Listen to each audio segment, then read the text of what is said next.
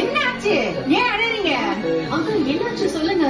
உங்க அப்பாவை கொன்னுட்டாங்கம்மா, கொன்னுட்டு. இதோட கண்டினியூஷன்ல முத்து மலேசியா போலாம் அப்படின்னு சொல்லிட்டு இருக்காரு. இன்னைக்கு என்ன நடக்குதுன்னா, பாலரம்மாவோட அப்பாவோட வைஃப் அங்கதானே இருக்காங்க அப்படின்னு சொல்றாரு. அதுக்கு அண்ணாமலையை கேக்குறாரு, அவங்கதான் இறந்துட்டாங்கல்லடா அப்படின்னு கேட்டதுக்கு முத்து சொல்றாரு, அவருதான் 2வது கல்யாணம் பண்ணிட்டாருலப்பா, அவங்க அங்கதானே இருப்பாங்க அப்படின்னு சொல்றாரு. அதுக்கு விஜயா வந்து ஆமா ஆமான்னு தலையாட்டுறாங்க. ரோஹிணிக்கு என்ன பண்றதுன்னே தெரியாம நின்னுட்டு இருக்காங்க.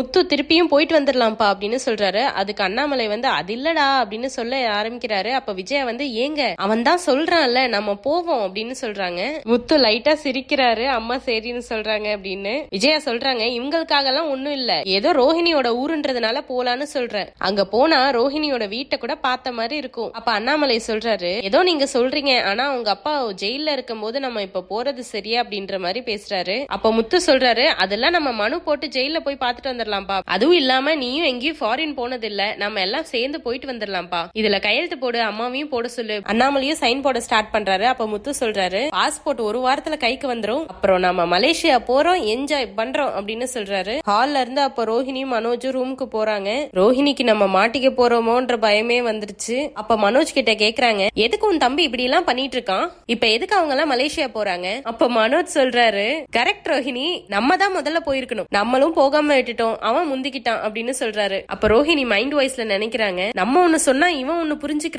இப்ப அவங்க எல்லாம் போகாம இருக்கிறதுக்கு என்ன செய்யறது அப்படின்னு யோசிச்சுட்டு இருக்காங்க. அங்க இருந்து கட் பண்ணா முத்துவ காட்டுறாங்க. மாடியில வந்து நின்னுட்டு இருக்காரு. அப்ப மீனா வந்து கேக்குறாங்க, என்னங்க நீங்க பாட்டுக்கு திடீர்னு என்னென்னமோ சொல்லிட்டு இருக்கீங்க, எதுக்கு இப்ப மலேசியா போகணும்னு சொல்லிட்டு இருக்கீங்க, அதுக்கெல்லாம் நமக்கு பணம் எங்க இருக்கு, நீங்க பாட்டுக்கு வாயில வரதெல்லாம் சொல்லிடுவீங்களா, இப்பதான் கொஞ்சம் கொஞ்சமா காசு சேர்த்துட்டு இருக்கோம், அத அங்க போய் செலவு பண்ணணுமா, எவ்வளவு கஷ்டப்பட்டு சேர்த்துட்டு இருக்கோம், உங்களுக்கு அது தெரியாதா என்ன அப்படின்னு எல்லாம் திட்டிட்டு இருக்காங்க. முத்து எதுவுமே பேசாம அமைதியா இருக்காரு. கடைசியா மீனா கேக்குறாங்க, நான் ஒருத்திங்க பேசிட்டு இருக்கேன், உங்களுக்கு தெரியுதா இல்லையா அப்படின்னு கேட்டதுக்கு முத்து சொல்றாரு, பேசி முடிப்பேன்னு வெயிட் பண்ணிட்டு இருக்கேன் அப்படின்னு சொல்றாரு. மீனா சொல்றாங்க, முடிச்சிட்டேன் போதுமா அப்படின்னு சொல்றாங்க.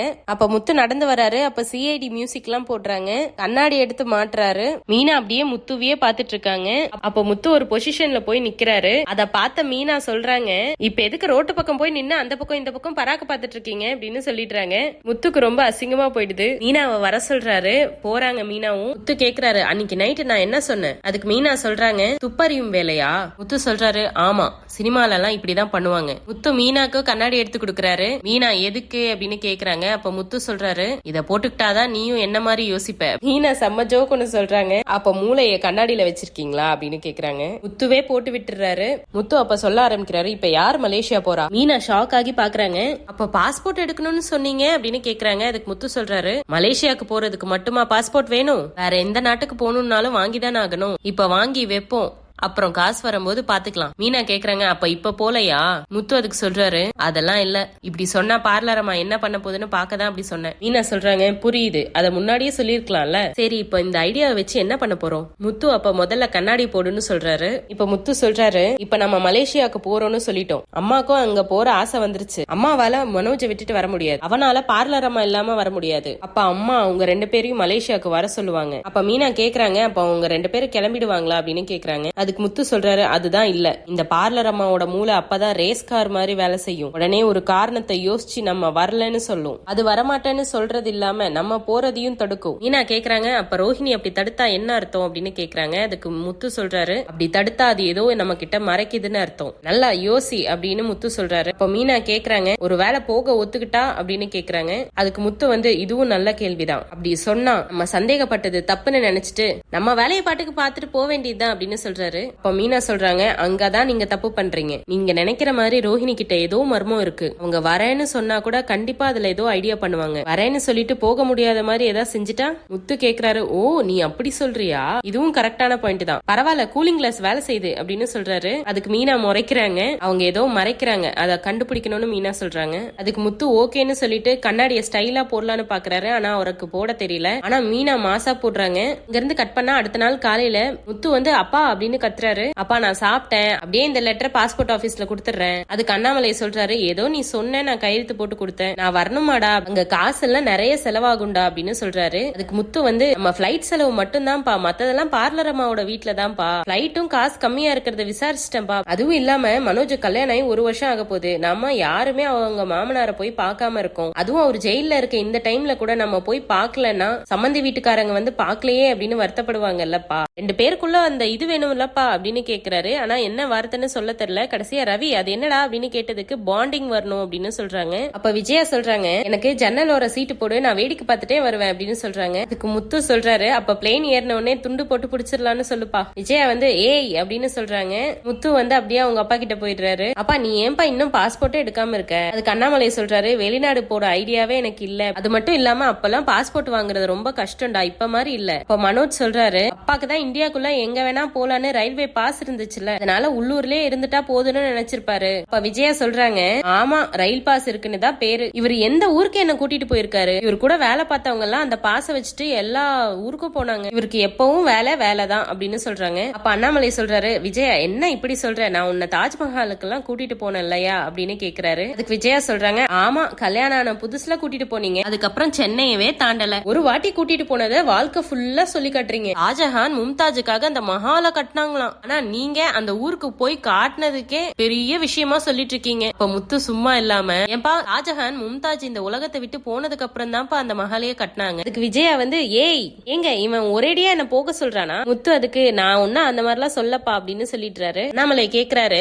ஏன் சலிச்சுக்கிற, அதுதான் இப்ப மலேசியா போறோம்ல அப்படின்னு சொல்றாரு. அதுக்கு விஜயா வந்து உங்களாலயா போறோம், மனோஜ்னால போறோம் அப்படின்னு சொல்றாங்க. அப்ப மனோஜ் வந்து என்னால இல்ல ரோஹிணியால போறோம் அப்படின்னு சொல்றாரு. இப்ப விஜயா ஆர்வமா வந்து கேக்குறாங்க, ரோஹிணி இப்ப மலேசியால குளிரா இருக்குமா வெயிலா இருக்குமா அப்படின்னு கேக்குறாங்க. அப்ப ரோஹிணி எதையும் யோசிக்காம டக்குன்னு பதில் சொல்லிடுறாங்க, எனக்கு எப்படி ஆன்ட்டி தெரியும் அப்படின்னு சொல்லிடுறாங்க. அப்ப விஜயா கேக்குறாங்க, ஏன் நீ அங்கதானே இருந்த அப்படின்னு சொன்னதுக்கு அப்புறம் தான் ரோஹிணி நார்மல் ஆகுறாங்க. ஆமா ஆன்ட்டி, ஆனா நான் அங்க இருந்து வந்து ரொம்ப வருஷம் ஆயிடுச்சுல, அதனால அங்க எப்படி டெம்பரேச்சர் இருக்குன்னு எனக்கு தெரியல அப்படின்னு சொல்றாங்க. இப்ப முத்து கேக்குறாரு, டே ரவி நீங்களும் எங்க கூட வந்து ஜாயின் பண்ணிக்கலாம்ல அப்படின்னு கேக்குறாரு. இப்ப மீனா வந்து முத்துக்கு மட்டும் கேக்குற மாதிரி பேசுறாங்க, நீங்க வேற போகாத டூருக்கு ஆளை சேர்த்திட்டு இருக்கீங்க அப்படின்னு சொல்றாங்க. விஜயா வந்து என்ன அப்படின்னு கேக்குறாங்க. இல்ல அத்தை மத்தியானம் என்ன சமைக்கிறதுன்னு கேட்டுட்டு இருந்தேன் அப்படின்னு சொல்றாங்க. ரவியும் ஸ்ருதியும் வேலை இருக்குன்னு வரமாட்டேன்னு சொல்லிடுறாங்க. இப்ப ஸ்ருதி சொல்றாங்க, நாங்க டைம் கிடைக்கும் போது நாங்க 2 பேரும் மட்டும் போயிட்டு வரோம், அப்பயும் ரோஹிணி எங்களுக்காக எல்லா செலவும் பாத்துக்க மாட்டாங்களா அப்படின்னு சொல்லி ரோஹிணி பாக்குறாங்க. ரோஹிணி வந்து பாத்துக்கிறேன் அப்படின்னு சொல்லிடுறாங்க. விஜயா வந்து மனோஜ் நீயும் ரோஹிணியும் வாங்கடா அப்படின்னு கேக்குறாங்க. அப்ப முத்து வந்து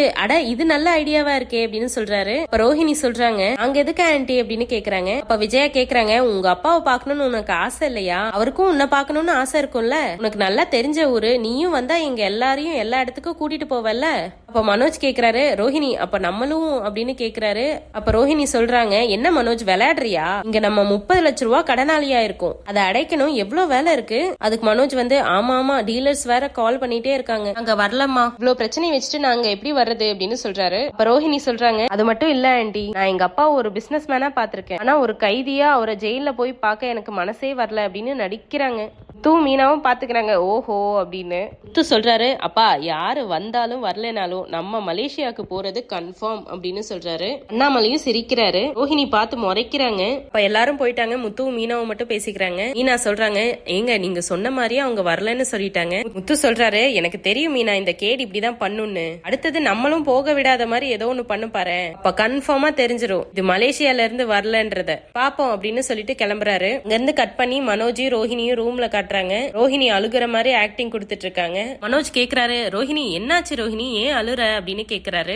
வீட்டுல நடக்கிறதெல்லாம் பார்க்கும் போது என்னால அழுக மட்டும் தான் முடியுது அப்படின்னு அழுகுறாங்க. அப்புறம் மனோஜ் ஏன் என்னாச்சு அப்படின்னு திருப்பி கேட்டுட்டே இருக்காரு. இப்ப ரோஹிணி சொல்ல ஆரம்பிக்கிறாங்க, அந்த முத்து வந்து மலேசியா போகணும்னு நிக்கிறான், அங்கிளும் ஆன்டியும் போக ரெடியா இருக்காங்க, எங்க அப்பா ஜெயில இருக்கும் போது இவங்க அங்க போய் பாக்குறேன்னு சொல்றது எனக்கு பிடிக்கவே இல்ல மனோஜ், இத சொன்னாலும் யாரும் என்ன புரிஞ்சுக்கவே மாட்டேங்கிறீங்க. மனோஜ் சொல்றாரு, அவங்க போகணும்னு முடிவு பண்ணிட்டாங்க. அதுக்கு ரோஹிணி வந்து அவங்க எதுக்கு போகணும், நீயும் எதுவும் கேட்க மாட்டேங்கிற அப்படின்னு சொல்லி நல்லா பிரெயின் வாஷ் பண்ணி அனுப்புறாங்க மனோஜ். மனோஜ் வெளியே வந்து அவங்க அம்மா கிட்ட பேசுறாரு, இதெல்லாம் சரியில்லமா, இதெல்லாம் யாரும் பண்ண வேண்டாம் அப்படின்னு சொல்றாரு. விஜயா வந்து எது சரியில்லை எது பண்ண வேண்டாம் அப்படின்னு கேக்குறாங்க. மனோஜ் சொல்றாரு, இங்க இருந்து யாரும் மலேசியாக்கெல்லாம் போக வேணாமா. மீனா அப்படியே முத்துவை பாக்குறாங்க. ரோஹிணி உள்ள இருந்து ஒட்டு கேக்குறாங்க. மனோஜ் சொல்றாரு, அம்மா நீங்க எங்க வேணா போங்கம்மா, ஆனா மலேசியாவுக்கு போகாதீங்கம்மா, அப்பா இந்த முத்து தான் எது சொன்னாலும் கேட்க மாட்டான், நீங்களாவது கேளுங்கப்பா. ரோஹிணியோட அப்பா ஜெயில இருக்கும்போது இங்க மலேசியா போறதும் அவரை அங்க போய் பாக்குறது சரியில்லமா. விஜயா கேக்குறாங்க, கேக்குறாங்க, என்னடா சரியில்லை, அவரை போய் பார்க்காம இருந்தா தாண்டா தப்பு. மனோஜ் சொல்றாரு, ஃபர்ஸ்ட் டைம் பார்க்க போறீங்க, இந்த மாதிரி சுச்சுவேஷனை போய் பார்த்தா நல்லாவா இருக்கும்? ரோஹிணியோட அப்பாக்கும் சங்கடமா தான் இருக்கும், ரோஹிணிக்கும் சங்கடமா தானே இருக்கும். ரோஹிணியோட ரியாக்ஷன் வந்து, அப்பா இப்பதாண்டா தெளிவா பேசுற நீ அப்படின்னு நினைக்கிறாங்க.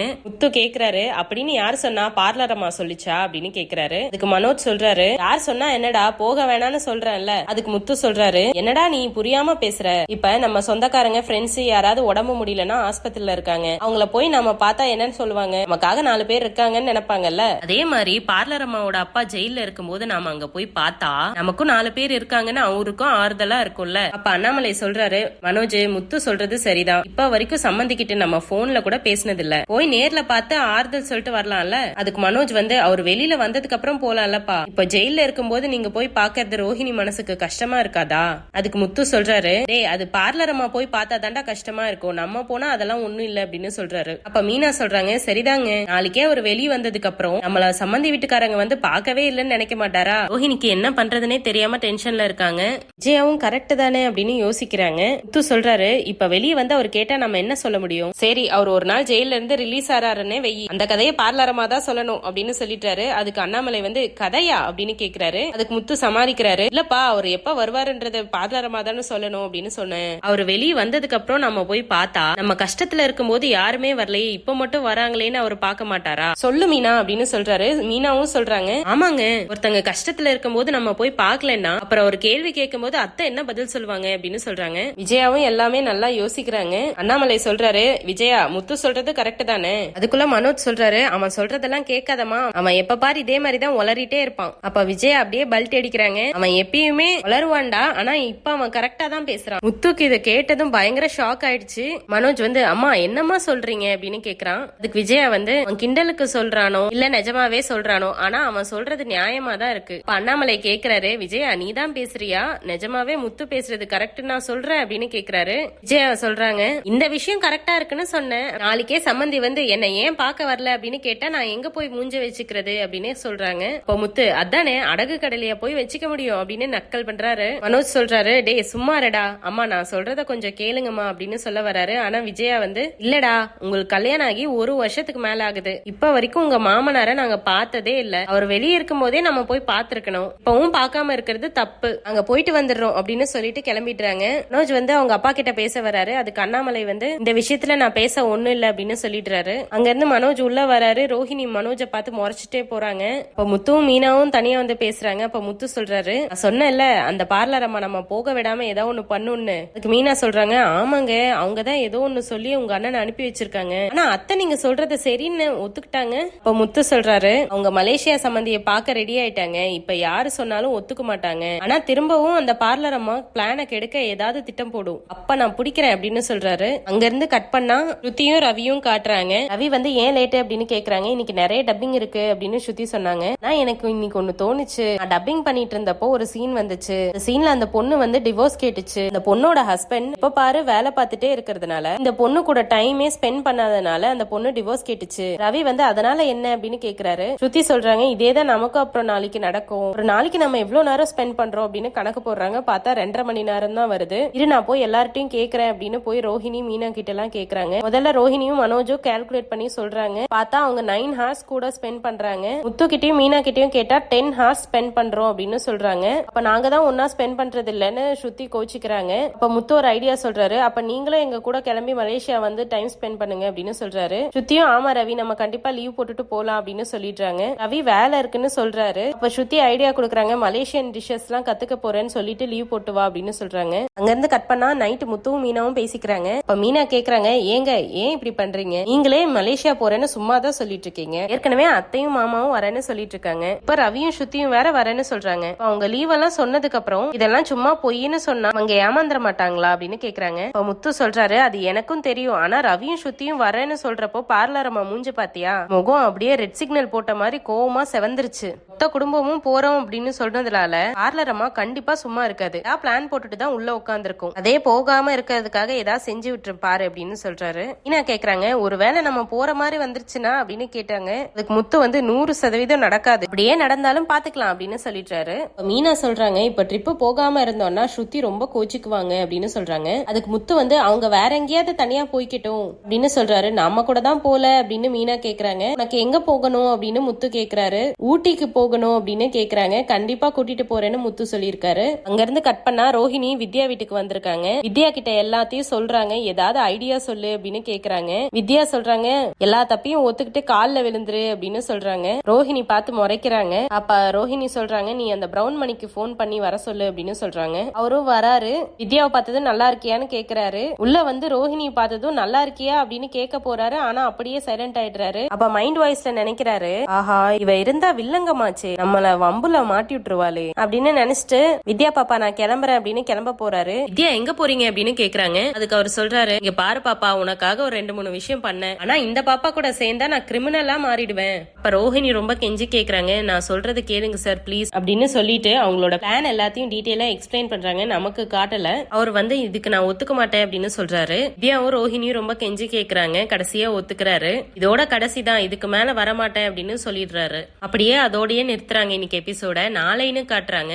அத்தா செம்ம பிளான் பண்ணிருக்காங்க. ரோஹிணி பிரவுன் மணி வீட்டுக்கு வராரு. வந்து பாப்பா அப்படின்னு சொல்லி அழுகுறாரு. அப்ப விஜயா கேக்குறாங்க என்ன ஆச்சு ஏன் அழுகுறீங்க அப்படின்னு கேக்குறாங்க. ரோஹிணியும் கேக்குறாங்க அங்கிள் என்ன ஆச்சு சொல்லுங்க அப்படின்னு கேக்குறாங்க. உங்க அப்பாவை கொன்னுட்டாங்கம்மா அப்படின்னு சொல்றாரு. செம்ம ட்விஸ்ட் இது. இந்த ட்விஸ்ட் இப்படிதான் வரப்போகுது அப்படின்னு நீங்க யாராவது கரெக்டா கெஸ் பண்ணிருந்தீங்கன்னா கீழே கமெண்ட் பண்ணுங்க. முத்து மீனாவும் பேசிக்கிறாங்க. முத்து சொல்றாரு இத நம்பலாமா வேண்டாமா அப்படின்னு ஒரே குழப்பமா இருக்கு. மீனா கேக்குறாங்க இதுலயுமா சந்தேகம் உங்களுக்கு? முத்து சொல்றாரு இப்போ நம்ம மலேசியா போலான்னு சொல்லி 2 நாள்லயே அப்பா செத்துட்டாரு, அது எப்படி அப்படின்னு சொல்றாரு. அதுக்கு மீனா சொல்றாங்க நீங்க சொல்றதெல்லாம் கேட்கும் போது எனக்கும் அப்படிதாங்க இருக்கு, இருந்தாலும் நீங்க தேவையில்லாம யோசிக்கிறீங்களோன்னு தோணுது. முத்து கடைசியா சொல்றாரு பார்லர் அம்மா ஏதோ பண்ணுது ஆனா அது மாட்டாத மாதிரி கணக்கச்சிதமா பண்ணுது அப்படின்னு சொல்றாரு. இந்த மாதிரி எக்ஸ்க்ளூசிவ் அப்டேட்ஸ் உங்களுக்கு தெரிஞ்சுக்கணும்னா எங்க சேனலை சப்ஸ்கிரைப் பண்ணுங்க. தேங்க்யூ.